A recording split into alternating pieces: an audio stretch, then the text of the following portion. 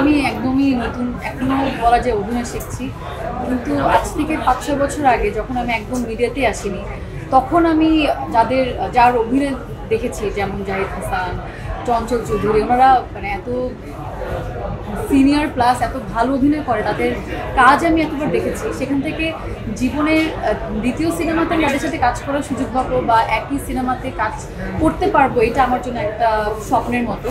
আসলে এটা আমি কখনো বাকেট লিস্টে রাখিনি যে তাদের সাথে আমার কাজ হবে, কারণ জানি যে ওইটা সুযোগটা হয়তো পাবো না।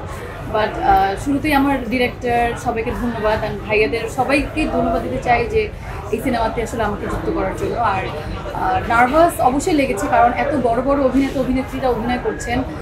ভয় পাচ্ছিলাম যে আমার অভিনয়টা আসলে আদৌ কি ভালো লাগবে বা তারাও কি পছন্দ করবে, এই ভয়টা নিয়ে অভিনয়টা করেছি।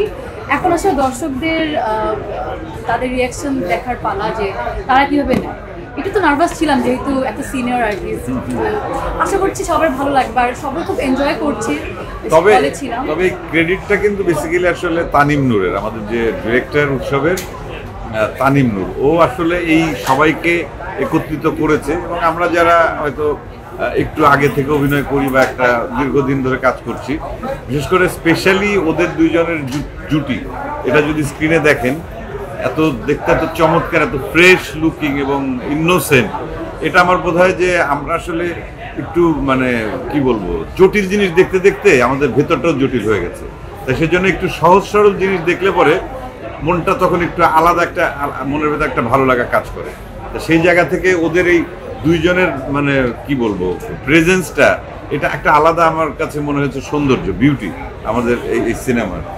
আর এই সিনেমার সঙ্গে যারা যুক্ত, ড্রপ প্রোডাকশন, আমাদের প্রডিউসার কৃষ্ণেন্দু, তারপর টোটাল টিমের কথা যদি বলি, আমাদের সিনেমাটোগ্রাফার রাশেদ জামান আয়নাবাজির, যিনি সিনেমাটোগ্রাফার ছিলেন আমাদের এই সিনেমাতে, উনি সিনেমাটোগ্রাফার।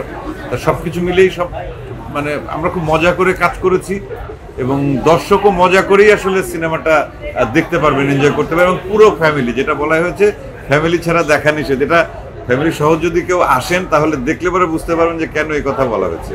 এবং সবাই সমান, মানে বাচ্চা থেকে শুরু করে আবাল বৃদ্ধ বনিতা সবাই খুব এনজয় করবেন এই ছবিটা। বাঙালি তো উৎসবপ্রিয় জাতি, মানে যে কোনো উৎসবে তারা মেতে ওঠে এবং এটা বাঙালির রক্তের মধ্যেই আছে উৎসবকে উদযাপন করা। আর আমরা যেটা দেখি যে বিশেষ করে উৎসবগুলোকে কেন্দ্র করেই বাংলাদেশে নতুন নতুন সিনেমা আসে, টেলিভিশন চ্যানেলগুলোতে সপ্তাহব্যাপী নানান ধরনের নাটক আয়োজন চলে। তার মানে উৎসবকে আরও বেশি আলোড়িত করার জন্যে, আরও সুন্দর করার জন্যে এই আয়োজনগুলো চলে।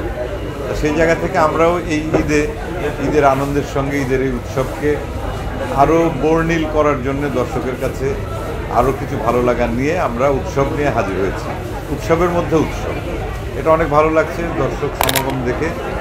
আর এই ঈদে যে কটা সিনেমা রিলিজ হচ্ছে, সবগুলো সিনেমা, যেমন আগের ঈদেও আমরা দেখেছি যে প্রত্যেকটা সিনেমায় খুব ভালো চলেছে।